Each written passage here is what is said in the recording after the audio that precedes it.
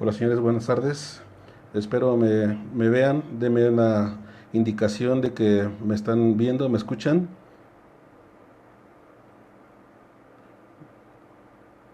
Esperemos que alguien me indique si me están escuchando, si me veo, para iniciar la transmisión.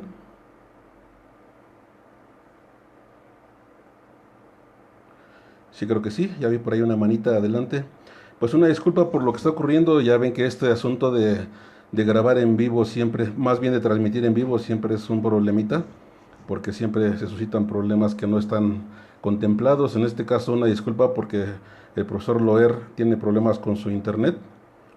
Entonces, pues vamos a avanzar con los temas, ya que estamos aquí viendo el asunto de los cuerpos de aceleración, vamos a tratar algún asunto con los propios cuerpos de aceleración, dándoles algunos tips, alguna charla que les pueda servir, como siempre hacemos. Ok, pues tenemos el asunto con los cuerpos de aceleración, ya todo el mundo los conocemos, son dispositivos que trabajan de manera electrónica, controlados desde una computadora. Se pasó un poquito el asunto de los chicotes, aun cuando lo más adecuado para el bolsillo era comprarse un chicotito de 100 pesos y no invertir en un cuerpo como este de 5,000 o 6,000 pesos. Pero pues así es la modernidad, así avanza toda la tecnología y pues no nos queda más que adecuarnos al asunto de avanzar con todo esto, porque además no hay manera de que esto sea diferente. Ya estos controles o estos dispositivos vienen desde la propia computadora y son revisados desde la propia computadora.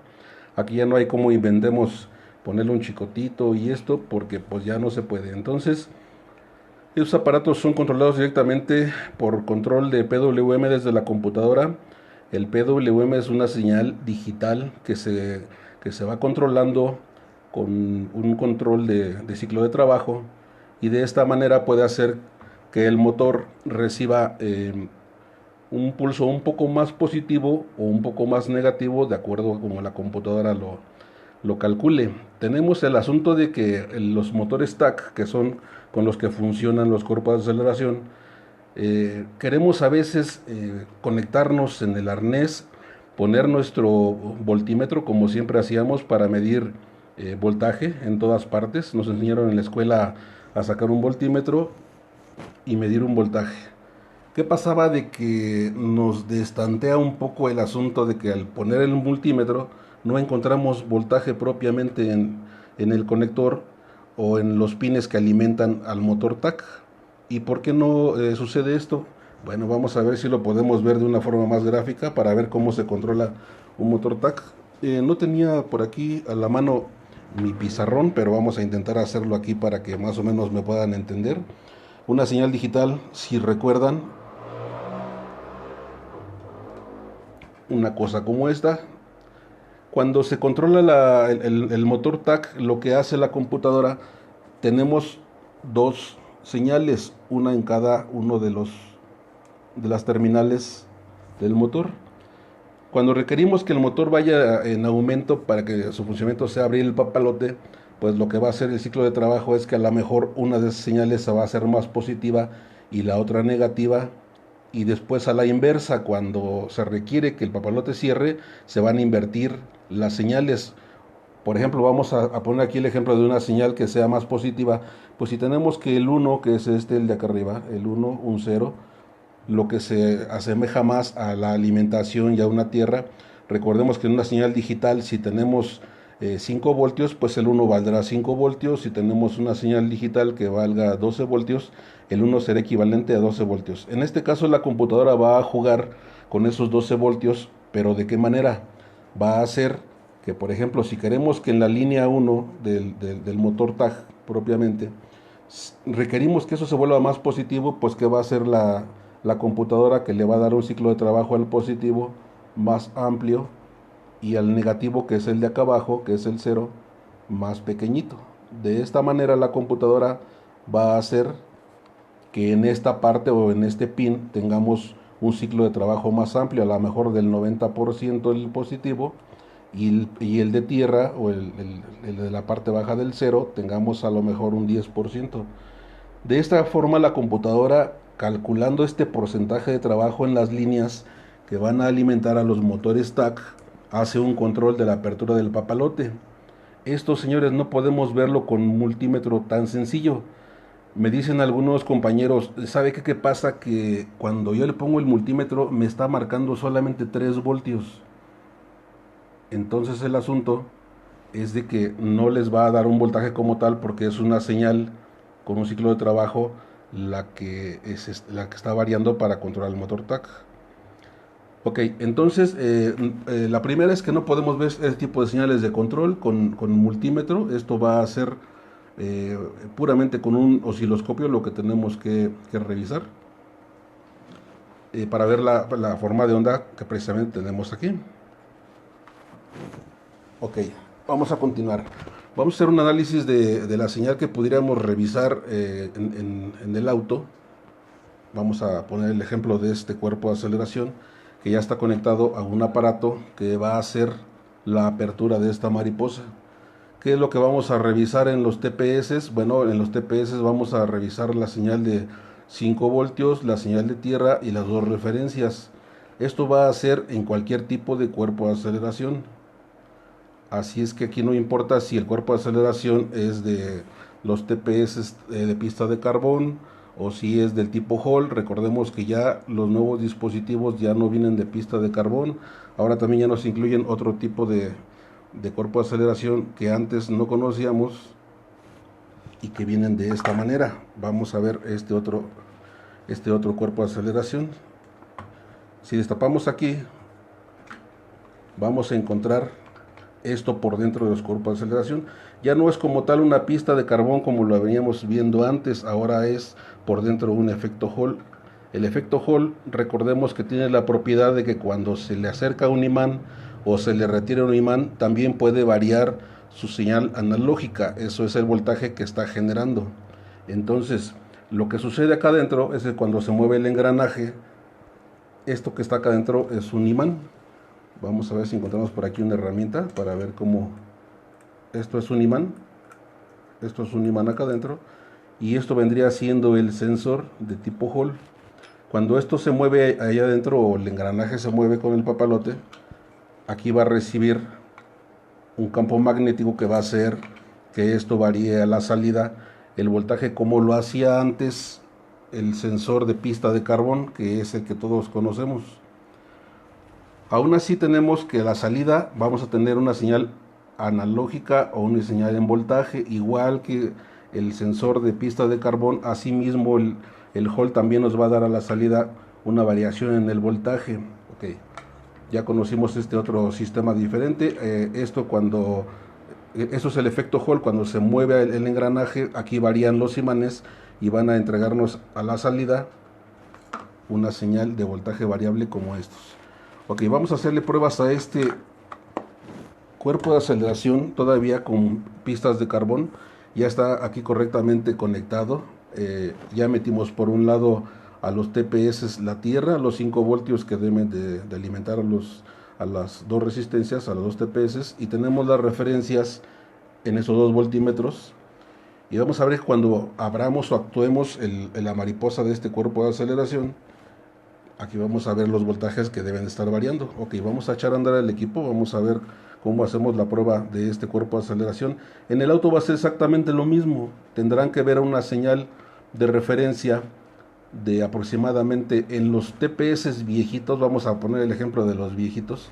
Los TPS viejitos nos daba una referencia, un voltaje mínimo de aproximadamente por ahí de los 0.5 o 0.8 voltios.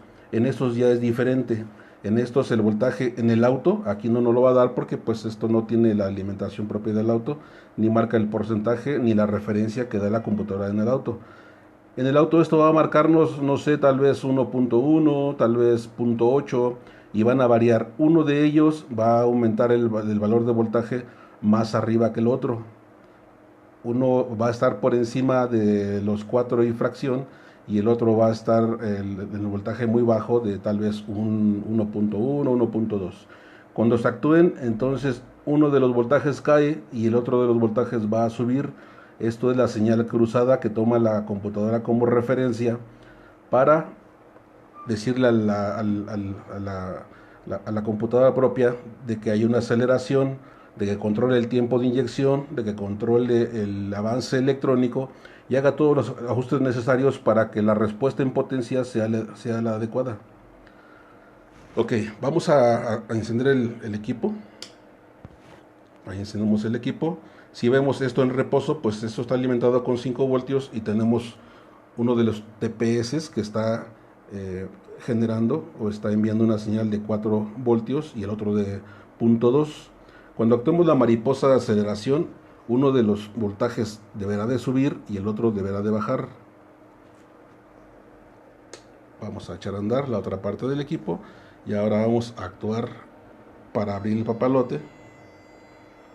Primero vamos a ver que está abriendo, que es correcto, que es real esto. Y ahora vamos a ver cómo se comporta el voltaje de los dos TPS internos dentro de este cuerpo de aceleración. Ahí vamos a subirlo. Y si vemos, la señal de la izquierda va bajando y la señal de la derecha va subiendo.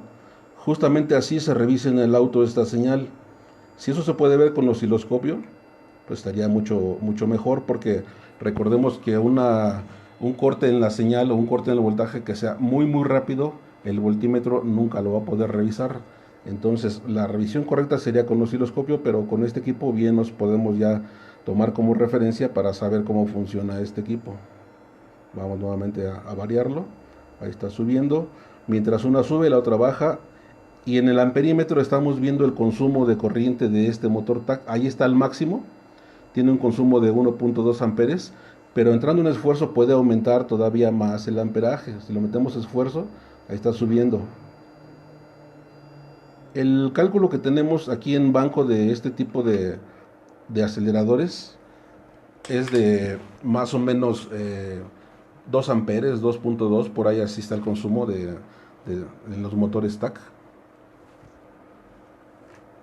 Siempre tenemos que tener como referencia un voltaje que tenemos por ahí apuntado en algún cuaderno, para también tener la referencia de que posteriormente cuando hagamos revisiones ya tengamos como un estándar de cuánto debe de indicarnos de consumo un motor de estos.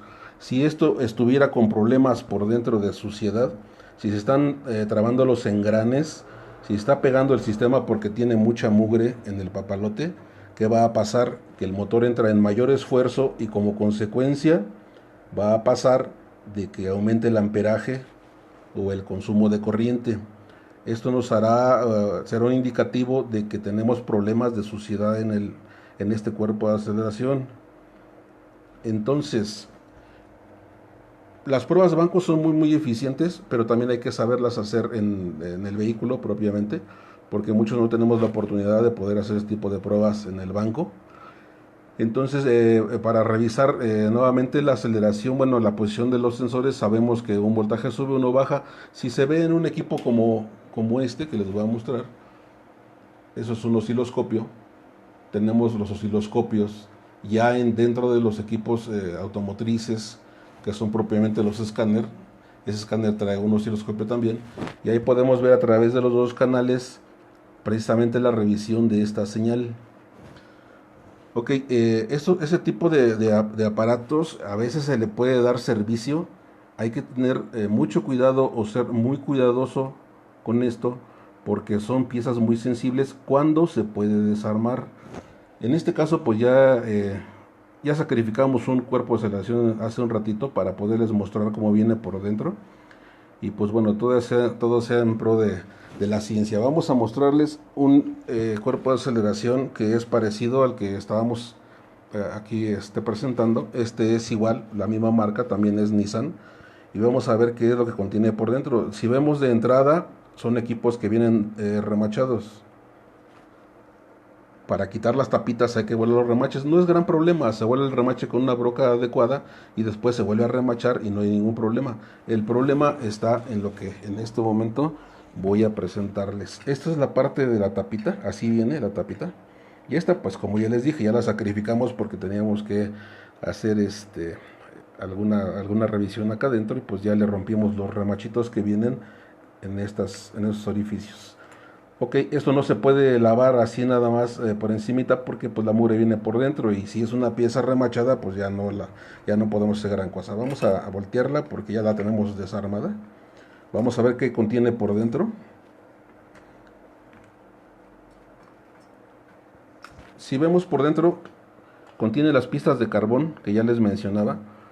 Esto es pista de carbón, son regularmente un carbón de grafito que es conductor y este forma la resistencia. Si vemos que tiene una configuración especial entre resistencias para que a la salida tengamos la conexión necesaria que esté cruzado, que uno sube y uno baja, pero a lo que vamos es que este tipo de cuerpo de aceleración que todavía son de carbón, cuando aquí recorre el cursor o la línea de contacto, recorre las pistas, que es todo el tiempo, cada vez que pise el acelerador, esto se está moviendo, se está moviendo, se está moviendo, produce un desgaste aquí en el carbón de la pista, se empieza a ensuciar todo esto y aquí se empieza a falsear la señal. Esto no lo hacen los cuerpos de aceleración como el que les presenté, el que viene de efecto Hall. Eso no tienen ese problema porque esos traen una señal que no es por contacto físico, es por campo magnético. Entonces los Hall no tienen ese problema, los de pista de carbón sí tienen ese problema. Cuando el cuerpo se puede desarmar y queda expuesto esto de las pistas, se le puede dar algún servicio a esto. Sí se le puede limpiar con algún paño limpio, lo podemos limpiar con un poquito de alcohol isopropílico para retirar todos los residuos que tengamos de carbón. Y muchas veces, o la mayoría de las veces, si no hay desgaste en las lainas, ahorita se las presento, si no hay desgaste en las lainas, vuelve a funcionar muy bien esto porque ya nuevamente hace buen contacto. Yo en algunas ocasiones, al final de la limpieza, paso un paño limpio a través de las pistas con un poco de limpiador como el WD-40, que es un líquido que no conduce.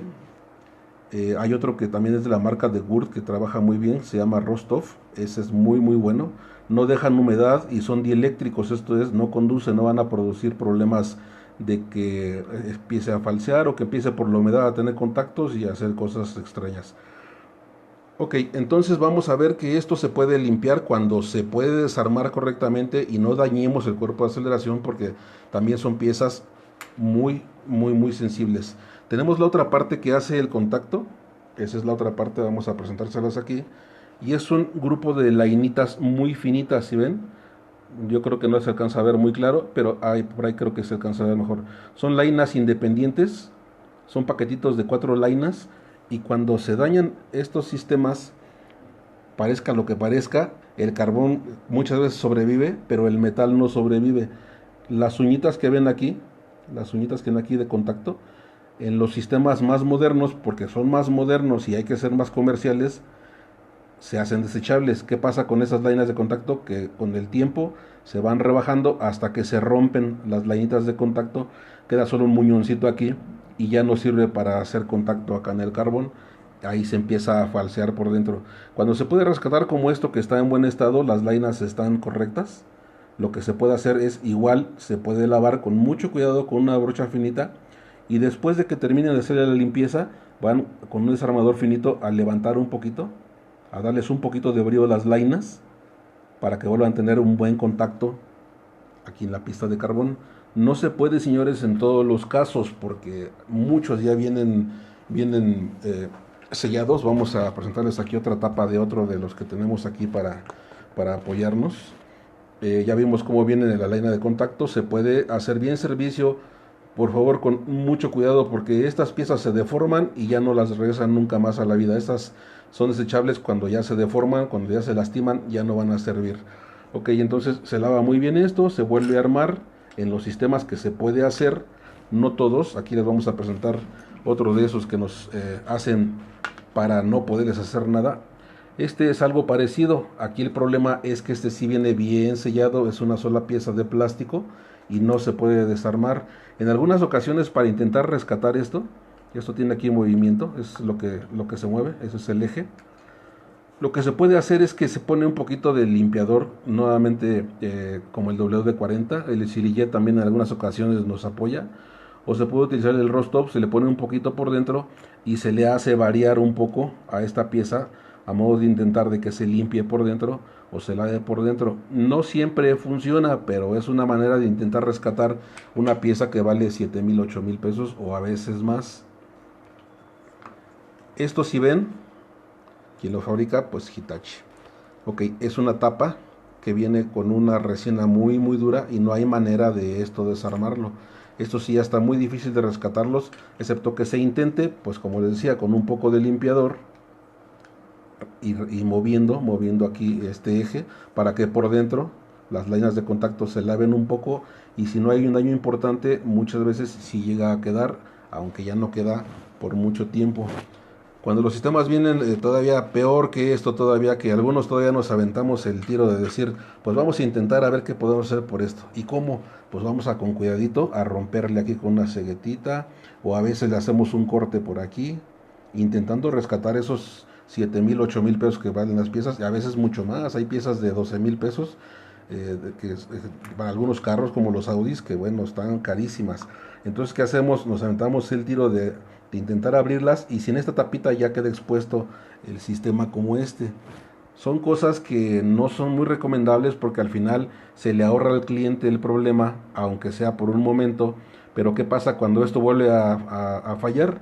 Que el cliente viene y nos reclama. Aquí no importa si al cliente le cobramos 100 pesos. El cliente viene por una garantía y quiere su garantía. ¿Y qué hacemos cuando esto ya no podemos hacerle nada más? Quedamos mal con el cliente, quedamos mal en el trabajo. Y bueno, lo mejor de esto es cuando no se puede de plano hacer algo, mejor hablar con el cliente y pues que gaste en su vehículo, porque al final pues su carro es el que trae el problema, no es el nuestro. Entonces decirle, señor, pues la pieza, lo siento mucho, vale 3,000 o 15,000, y pues tiene que invertirle si quiere garantiarse en el trabajo.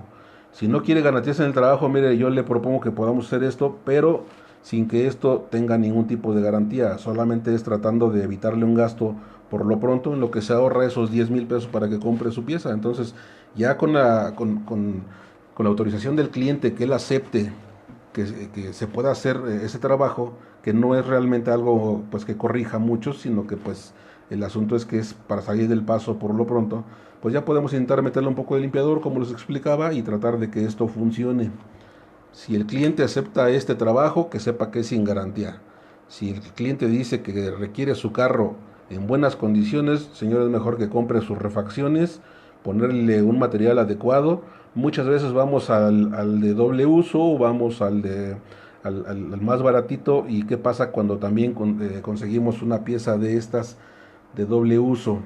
Pues pasa de que también no sabemos cómo venga por dentro. O sea, puede estar en buenas condiciones y durar muy poco. Puede ser que ya venga mal, y regularmente el coyote que no la vende no nos hace ningún tipo de garantía. Ya te la llevaste, y si te la di en 3,000, pues los mismos que ya perdimos. En algunas refacciones que no se puede ver el desgaste porque pues viene oculto como esto, no son piezas físicas como un engrane que uno lo saca, lo revisa y sabemos que está desgranado y sabemos que tenemos que cambiarlo, una rótula. Cuando son de este tipo de dispositivos electrónicos, no conviene mucho meter el usado, porque ya trae un desgaste el carbón, ya trae un desgaste las líneas de contacto y todo esto. Igualmente se le puede consultar al cliente, mire, el aparato vale 15,000 pesos, pero pues lo podemos conseguir en 3,000 sin garantía. Si el cliente decide arriesgar su dinero y no tener garantía, bueno, también será algo que él decida. Por lo pronto, pues se le da la mejor recomendación, que es comprar su pieza nueva. En algunas cosas, señores, no conviene meter refacciones usadas porque nos rebota. Si esto trabajó 3 días y el cliente viene y reclama porque sí, igual, ¿qué le vamos a decir? Señor, sus 3,000 pesos ya se acabaron, ya no cubren tanto tiempo, ya fueron 3 días y se acabó la garantía. El cliente viene muy incómodo, viene muy molesto, con justa razón, porque a tiempo no sabemos hacerle una recomendación y decirle, señor, las piezas electrónicas de preferencia son piezas nuevas para que traigan por lo menos el 100% de su vida útil.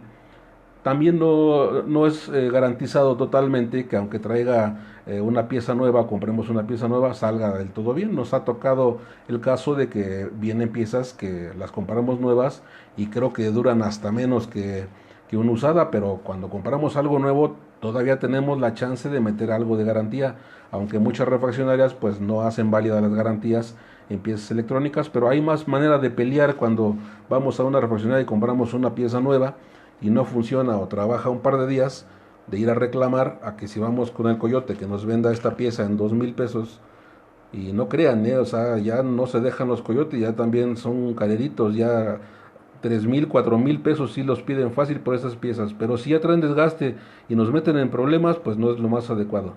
Ok, entonces en el caso de estos ya es difícil que podamos hacerles algo, ni siquiera para revisarlos, al menos que que lo quieramos romper y revisar cómo viene la integridad interna de estos componentes. Ya podremos saber si a lo mejor con una limpieza o darles brillo a las lainas pueda funcionar. Pero bien, otros que todavía están peores que todos estos que ya están hechos pues para vender o vender. Estos sí ya de plano vienen sellados en metal, vienen engargolados en metal.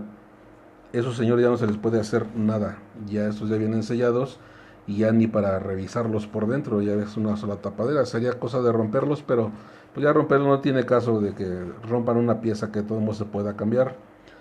Ok, esos son los últimos que ya nos hicieron así de esta manera, que ya no se pueden corregir.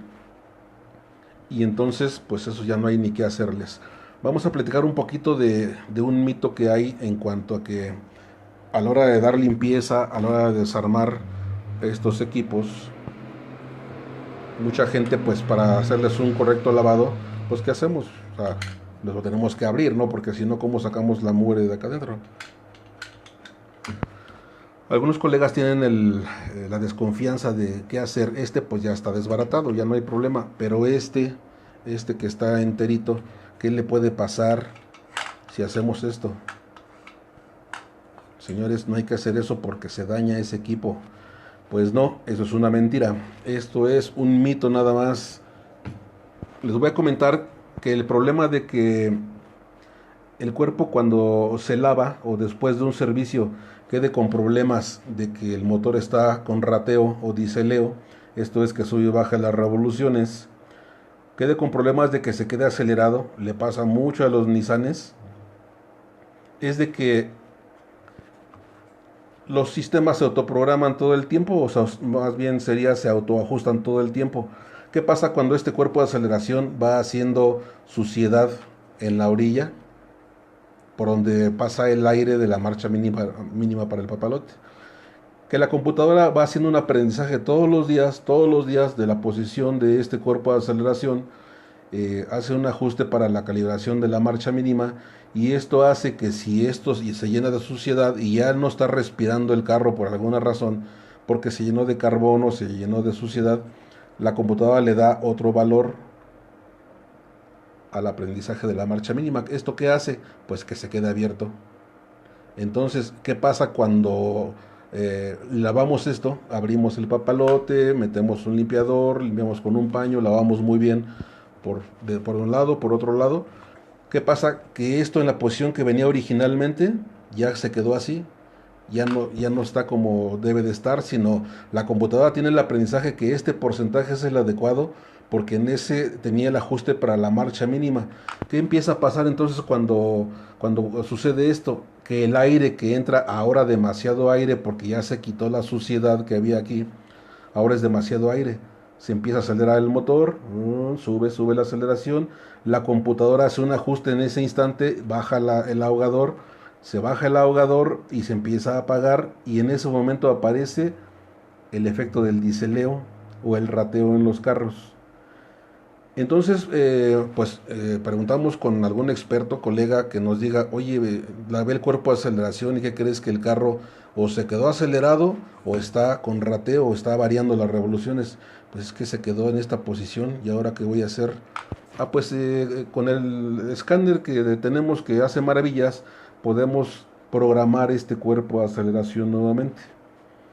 Ok, pues entramos a la función, el equipo nos dice perfectamente, nos guía de cómo hacer un ajuste básico, qué canales para Volkswagen un ajuste básico, el de Nissan es muy rápido, algunos pueden programarse manual, aunque también hay muchos mitos en la programación manual, y entramos con el equipo y ¿qué sucede? Pues que se ajusta nuevamente el control de la marcha mínima. Aquí el asunto es el siguiente: los escáneres no hacen programación para los cuerpos de aceleración. Los escáneres hacen un ajuste básico que le solicitan en forma de datos a la computadora del auto. Al final, la que hace el ajuste básico es la computadora del auto, no es el escáner. el escáner le da como una orden a la computadora del auto, le dice, señorita, está usted mal del control de las revoluciones, necesito que de favor me calibre la marcha mínima. Y la propia computadora del auto es la que hace la calibración para la marcha mínima, no la hace el escáner. Claro, el escáner tiene que tener la función de dar la orden a la computadora para que ella actúe y entonces haga la calibración del papalote para la marcha mínima. Como un comentario, cuando hacemos este tipo de calibración con los escáneres, sucede mucho en los Nissanes que está variando demasiado, sube y baja las revoluciones, o se queda acelerado, muy acelerado. Metemos la función del aprendizaje con el escáner y ¿qué sucede? Que no lo acepta, nos rebota las pruebas el sistema, nos dice que no se puede o se traba la función y no hace el ajuste para el papalote. Como un tip para que entre el ajuste, primero que nada tenemos que tener limpia la memoria de averías, que no haya ningún problema, porque si ocupara el asunto de que tenga algún sensor fuera de rango, algún sensor dañado, no sé, algún daño en los TPS, en los APP del pedal, nunca se va a lograr una calibración correcta. Entonces, lo primero que debemos hacer es revisar que el sistema esté libre de códigos para poder hacer el aprendizaje de los cuerpos de aceleración. Si vemos que está libre de códigos, ya borramos todo, ya vimos que todo está en óptimas condiciones. Lo siguiente que vamos a hacer para entrar en el aprendizaje va a ser que vamos a forzar un poquito el motor para que bajen las revoluciones, o lo vamos a obligar a que bajen las revoluciones para que nos acepte el aprendizaje del cuerpo de aceleración. Ok, ¿cómo lo hacemos? Si nuestro carro es estándar, vamos a aplicar la velocidad la primera, vamos a aplicar la primera o la reversa y vamos a sacar el clutch muy lentamente, muy despacito, hasta el momento que el motor empieza a forzarse, porque ya tenemos el clutch ya sacado a una cierta distancia, entonces el motor se va a forzar y solito va a bajar las revoluciones. En ese momento, justo en ese momento, cuando bajen las revoluciones, porque tenemos el motor forzado con la velocidad, vamos a ingresar el escáner para que nos dé el ajuste básico de la marcha mínima. Si lo hacemos en los vehículos que son automáticos, lo que vamos a hacer es que vamos a encender todas las cargas, vamos a meterle velocidad al vehículo, vamos a meterle el driver, vamos a meterle la reversa, vamos a encender el aire acondicionado, todo lo que podamos encender al auto para que tenga carga el motor y así obligarlo a que bajen las revoluciones. En el momento que bajen las revoluciones, entonces podremos meter nuestro ajuste básico para el cuerpo de aceleración y ya podrá aceptarlo. Recordemos, si no tiene averías el auto. Entonces, son algunos tips para que podamos ingresar el ajuste básico a estos dispositivos. Ya vimos que algunos se pueden destapar para hacer servicio y muchos otros ya no. No se olviden de que los Hall son sistemas diferentes. En otra ocasión vamos a dar algún tema de efectos Hall. De hecho tenemos algunos temas como los sensores inductivos o generadores de voltaje y los Hall, y podemos hacer con experimentos de banco, podemos ver cómo se comporta un Hall y cómo cuando usted le acerca un imán a un Hall, el voltaje va a variar, puede marcar 1, 2, 3, 4 o 5 voltios al valor que se alimente. El efecto Hall se logra a partir de campos magnéticos de los imanes. Entonces son sistemas aparentemente pues más seguros, y digo aparentemente porque todo trae su desgaste y todo está calculado para que se dañen en cualquier momento. Lo electrónico no es para toda la vida, también trae su tiempo de vida ya aproximado. Entonces este efecto Hall viene conectado al conector del cuerpo de aceleración, y cuando este efecto Hall se le varía aquí un imán, su voltaje también va a variar el que está recibiendo. Se está transformando por efecto Hall los campos magnéticos a un voltaje con una referencia que también va a hacer la función como los sensores de pista de carbón, que son los tradicionales o los que casi todo el mundo conocemos. A estos señores pues ni para qué meternos en tratar de destaparlos. Yo de hecho esto lo tenía ahí guardado y si ven estaba haciendo un experimento que era romperlo y ya no continué porque me di cuenta que el efecto al parecer viene nada más en las líneas conectado al conector del cuerpo de aceleración, y no trae circuitería por dentro. Yo con luz revisé adentro y no se le ve circuitería. Yo quería ver si trajera internamente alguna tableta electrónica, pero en este no la encontré. Entonces, al parecer nada más el efecto viene conectado a las salidas, pero se va a revisar exactamente como todos los demás. Vamos a poderlo ver con un voltímetro directamente en el auto, abriendo y cerrando. No tengan miedo de lavar sus cuerpos de aceleración. El problema no es que los manipulen de mala manera, el problema no es otra cosa. Aunque los de Nissan sí tienen el problema que cuando se desconectan a veces ya se salen de rango. Pero si van a hacerle un servicio adecuado a estas piezas, lo más seguro es que recaigan en que van a terminar así con el problema de control de la aceleración. No se va a poder esto calibrar más que con un escáner de forma adecuada. Hay eh, algunos tips que dan para hacer la calibración manual, pero no siempre entran. Entonces, pues lo más adecuado sería utilizar un escáner para hacer esta calibración. Ok, lo que sí es muy malo, y se los voy a decir de una vez, lo que sí es muy malo para esos cuerpos de aceleración, si lo tienen conectado, aunque esté el carro en marcha mínima, aunque esté el carro con motor apagado, con que tengan el switch abierto, esto ya está funcionando, señores. Eso ya tiene una fuerza que está haciendo el motor. Si ustedes así forzan el papalote, si eso está con el switch abierto y esto conectado, van a forzar el trabajo del motor, porque el carro va a buscar estabilizar la marcha mínima. ¿Cómo? Pues cerrando el papalote.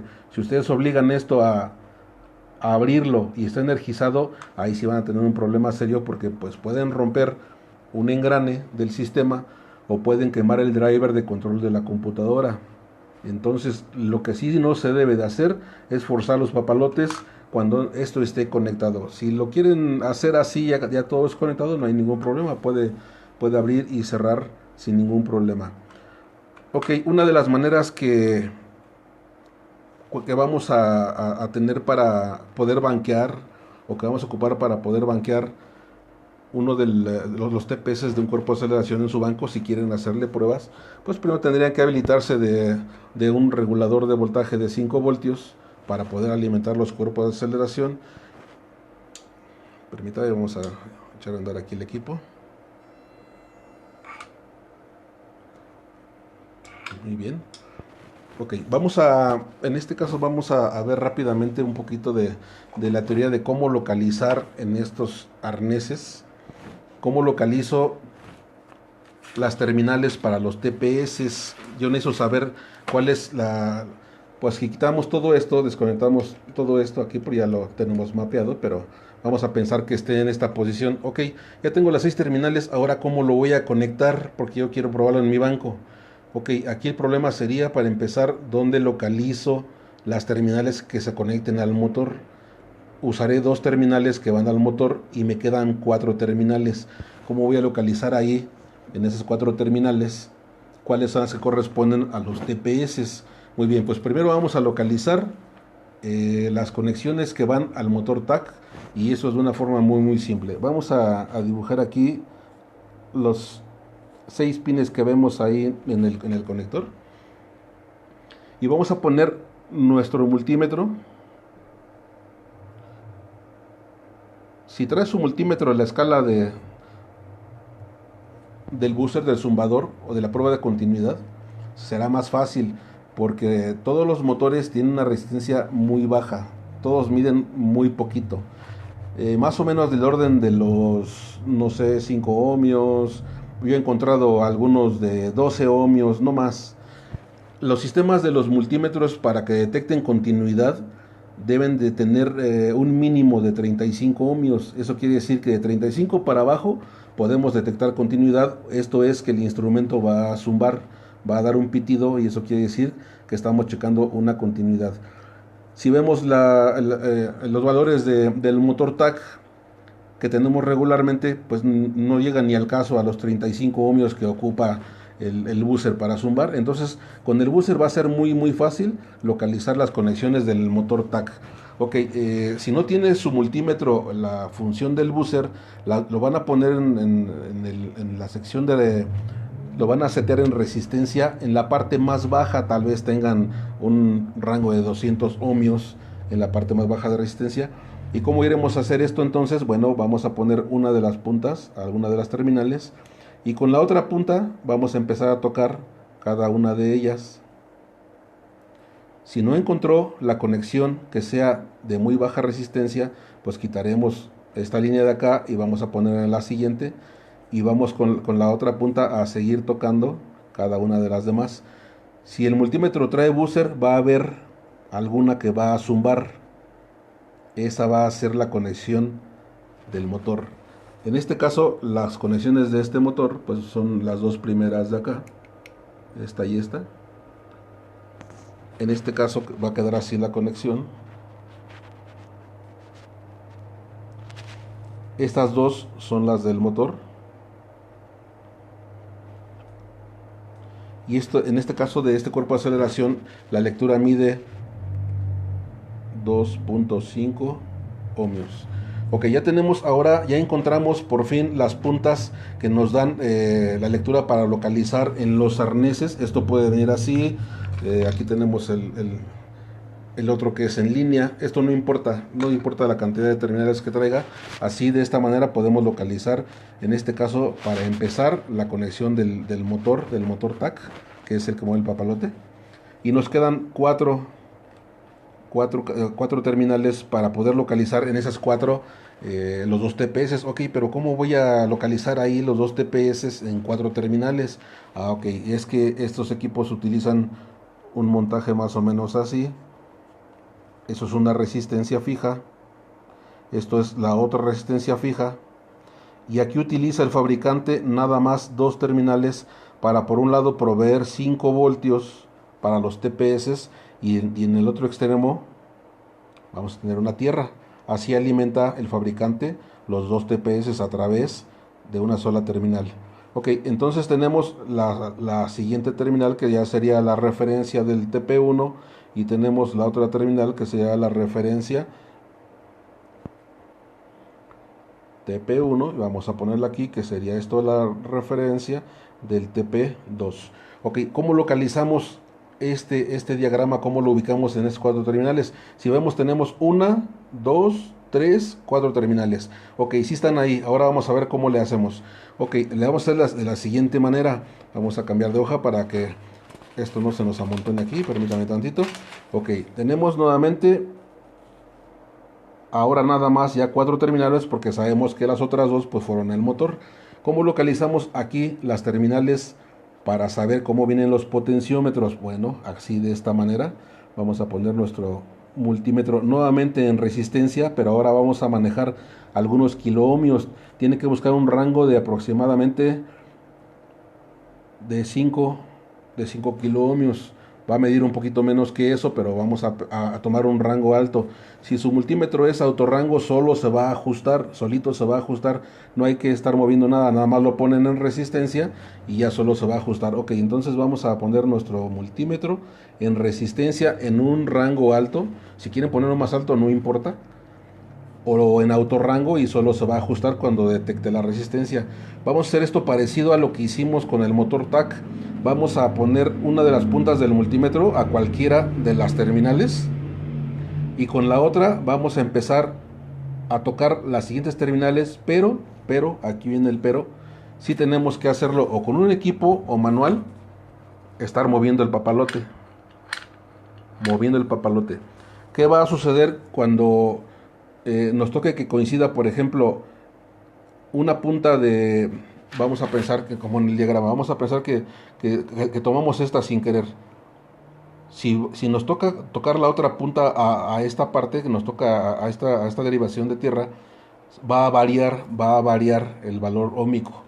Ok, vamos a buscar poniéndolo aquí, y luego en la siguiente terminal vamos a mover el papalote manual, así como acabamos de verlo, y vamos a ver que esto va a generar un valor óhmico, pero no se debe de mover cuando movemos el papalote. No se debe de mover cuando movemos el papalote. Si en este lo pusimos, variamos el papalote y hay un movimiento aquí de un valor óhmico, entonces esto no es lo adecuado. Vamos a seguir a la siguiente terminal. Vamos a hacer lo mismo, movemos papalote y esto no debe de variar. Llegará el momento en que cuando toque la terminal, por ejemplo en este caso, que aquí ya no variara, en ese momento estaremos encontrando las puntas de los 2 TPS. Cuando ya no varíe la resistencia, cuando ya no haga ningún cambio ohmico en el valor que está marcando nuestro multímetro, ya encontramos las puntas del circuito. Si vemos aquí y aquí y ponemos aquí nuestro ohmmetro, aquí no puede haber variación, contra quién, si son dos resistencias fijas, aquí no va a haber nada. Entonces en este instante nos estará diciendo que esto ya es la resistencia fija o las resistencias fijas, y que en este caso estos serán las derivaciones. Una será la derivación, sería en este caso pues una de estas, y la otra sería la otra derivación. En este caso ya encontramos cuáles son las puntas de los potenciómetros. Recordando otra vez, cuando toque entre pata y pata que ya no haya variación en la resistencia, cuando movamos el papalote, ya no se mueve el valor óhmico del multímetro, estaremos encontrando ahí las puntas de los potenciómetros. Las puntas restantes van a ser la derivación. En ese momento podemos ponerle aquí 5 voltios y aquí una tierra. Inclusive puede estar equivocada la posición de esto, de pruebas de banco, hablamos de pruebas de banco nada más. Podemos tener esto invertido y no va a pasar nada. Nada más de que los voltímetros aquí en banco nos van a indicar de 5 hacia abajo. Entonces no pasa nada cuando se banquea ese tipo de sistemas. Entonces ya sabemos dónde vamos a meter los 5 voltios y la tierra, en las terminales que no varía la resistencia. Ya las otras dos pues nos quedan libres para meterlas a los voltímetros. Ya podemos alimentar con 5 voltios con tierra, y ya tenemos las referencias para medir aquí los voltajes cruzados de un cuerpo de aceleración. Así podemos encontrar las conexiones en un cuerpo de aceleración donde hay 2 TPS, y también así podemos encontrar la posición de los pines en un pedal. Pero en un pedal regularmente son más terminales. Tenemos una resistencia fija con su derivación y tenemos otra resistencia fija con su derivación. Regularmente los pedales vienen con 6 terminales, no son como en el caso de los cuerpos 4, sino son 6. Entonces, ¿qué tenemos que hacer? Pues nuevamente iniciar con el multímetro. Nuevamente iniciar igualmente en ohmios, en una lectura muy alta, tal vez lo pongan en 10.000 o en una lectura alta, no importa. Cuando nos coincidan las puntas del multímetro con la primera resistencia, porque esto es un APP, vamos a ponerle que es el 1 y el otro vamos a ponerle que es el APP2. Ok, cuando encontremos el 1, vamos a encontrar que cuando coincida la punta del multímetro en ohmios aquí y coincida aquí, cuando actuemos el pedal, cuando movamos el pedal, va a ser igualmente, ya no va a haber variación de resistencia. Ya encontramos las puntas de la primera resistencia, a los extremos de la primera resistencia. ¿Qué tenemos que hacer? Pues buscar el siguiente. ¿Cómo? Pues donde dejemos una punta conectada, cualquiera de estas dos, esta o esta, y con el multímetro busquemos en el arnés las demás terminales. Va a haber una que también nos va a indicar, esto es, van a haber 3 que nos indiquen lectura. 2 que va a ser de una resistencia fija, que no va a haber variación aunque actúe en el pedal, y una que sí se va a mover cuando actúe el pedal. Entonces, de esta manera muy rápida y muy fácil vamos a encontrar la conexión también en un pedal. Obviamente, cuando encontremos una, nos quedarán tres cables, o 3 pines, más bien 3 pines libres, y va a querer decir que la otra parte es el otro potenciómetro, el otro APP. Entonces tendremos que buscar nuevamente en este otro cuál nos coincide con el multímetro para que no haya movimiento en el valor óhmico, y ya encontramos los extremos. Obviamente el siguiente será la derivación. Entonces pues es un poquito de trabajo, es un poquito de prácticas, porque pues, esto no es brujería, es cosa de estudiar un poquito los sistemas. No vienen tan complejos, es cosa de practicarlos nada más. Es cosa de tener en el banco instrumentos que nos puedan servir, como en este caso que tenemos un equipo para actuar los motores TAC, y podemos además así también revisar los potenciómetros. Donde sí podemos tener problemas es cuando nos toque el caso de que sea el efecto Hall, porque aquí no hay manera de hacer las pruebas que ya vimos. Aquí sí necesariamente tendríamos que tener un diagrama eléctrico para poder hacer las conexiones de los pines, porque si esto no es una resistencia, no podemos ocupar el mismo sistema que ya vimos, que es para la resistencia de carbón, con esto que es un dispositivo electrónico. Este no va a marcar, esto puede marcar todos contra todos. En este caso, lo único que podemos revisar en el banco, será el motor tag, para ver que el sistema del engranaje esté correcto, que abre y cierra adecuadamente, que no tenga problemas. Y la conexión eléctrica únicamente podremos hacerla con el diagrama electrónico de este motor, de este cuerpo de aceleración. No hay otra manera de hacerlo. O sea, aquí no hay forma de encontrar las puntas o los pines con un multímetro. No la hay, solamente con un diagrama eléctrico. La suciedad, señores, la suciedad en los engranes nos dan problemas de consumo de corriente, nos dan problemas de que de repente se trae tantito ahí y ya no pasa. ¿Qué va a hacer el carro cuando siente que esto se está forzando? Que va a inhabilitar la aceleración. Ya no vamos a tener aceleración. Se gobierna en ese momento el vehículo, se va a, no sé, 1200 revoluciones, 1300 revoluciones, y ya no hay forma de que esto acelere. Es bien importante que, si bien no se puede trabajar mucho en los TPS, porque ya vienen muchos, como ya vimos, vienen sellados, sí podemos por lo menos intentar también hacerle un servicio de limpieza a los engranes, ver cómo está de suciedad. Esto originalmente trae una grasa que con la tierrita y demás se forma una pasta aquí entre los dientes, y eso hace que el sistema se force. Cuando el sistema se forza, la computadora también siente el consumo de corriente elevado en el TAC, y también les va a inhabilitar la aceleración. Ya no va a ser posible acelerar. Claro, en esos casos, como no es un daño pues muy serio, lo que hace la computadora es que cuando cerremos el switch y lo volvamos a abrir, nos permite nuevamente acelerar. Si esto sigue sucio, nos va a hacer lo mismo otra vez y otra vez y otra vez. Primero, entonces, hay que hacer una revisión de qué tipo de cuerpo de aceleración estamos hablando, hacerle una correcta limpieza. Si se puede hacerle limpieza a los TPS, adelante. Si no, pues no meterse mucho con ellos, porque son muy sensibles. Pero esto sí se puede lavar perfectamente bien, a lo mejor con un poquito de gasolina o demás, con cuidado de que esto quede en esta posición, para que la suciedad no se vaya a ir hacia el motor o a los contactos eléctricos y nos dé problemas de otro tipo. Entonces, esto sí podemos darle servicio, podemos lubricarlos. Hay grasa especial para este tipo de engranes, es grasa de tipo electrónico.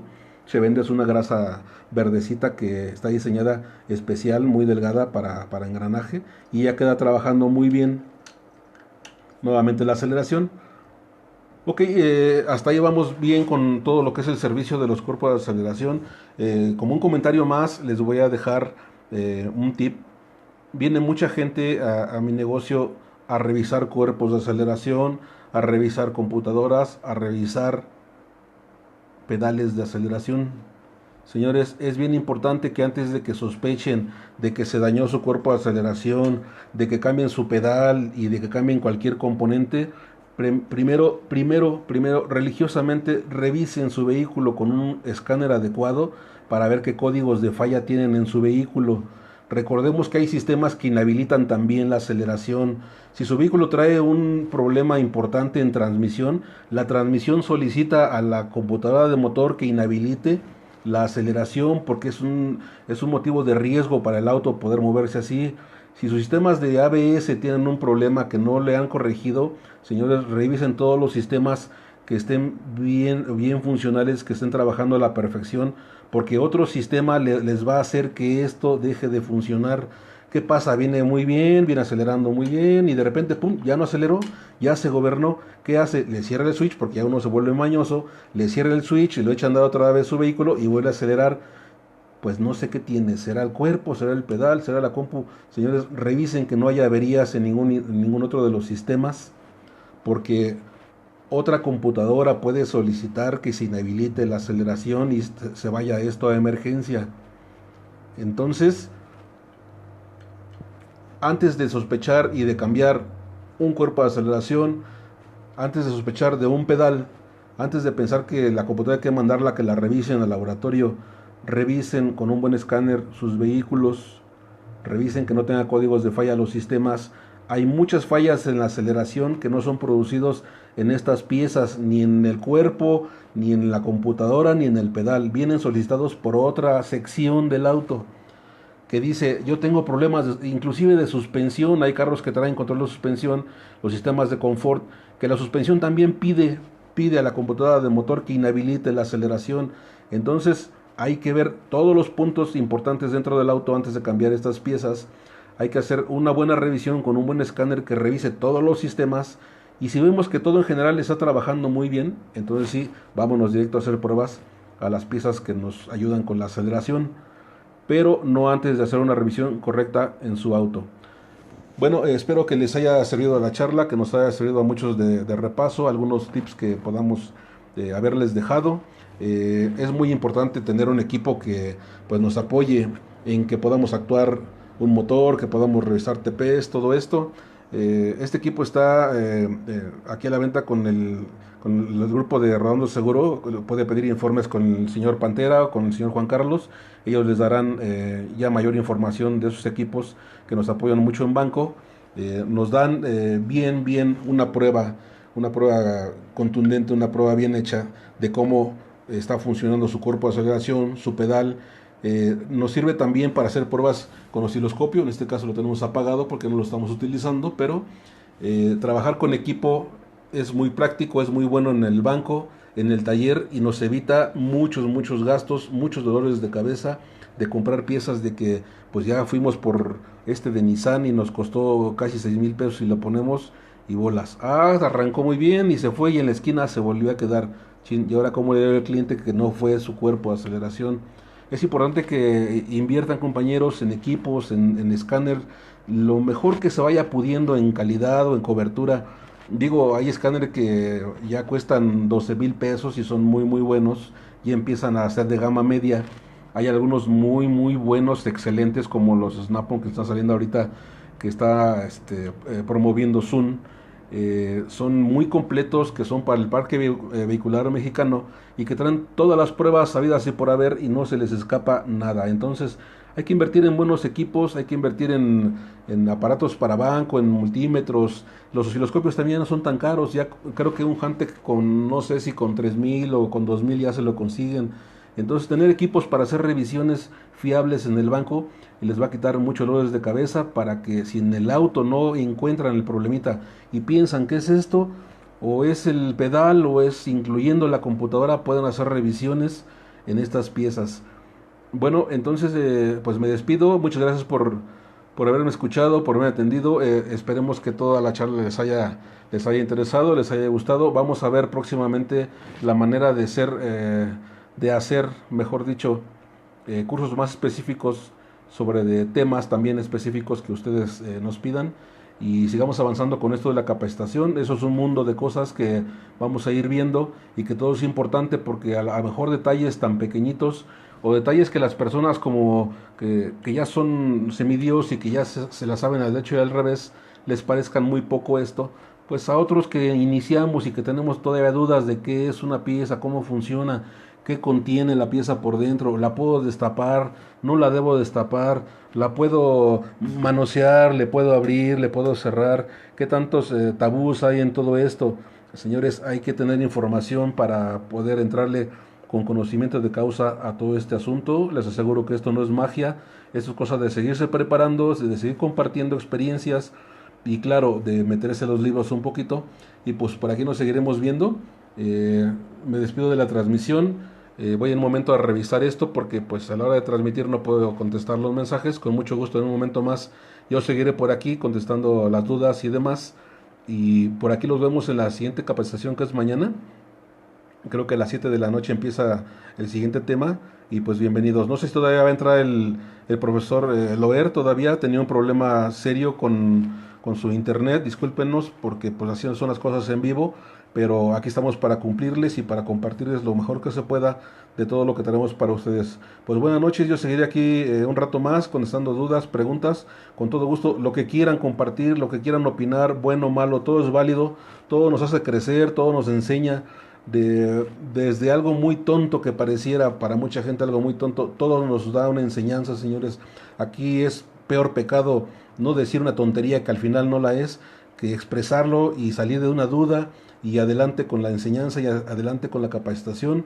Estamos para servirles y pues me despido de la transmisión y por aquí voy a seguir un rato más en las preguntas, en las respuestas, con mucho gusto. Buenas noches, señores.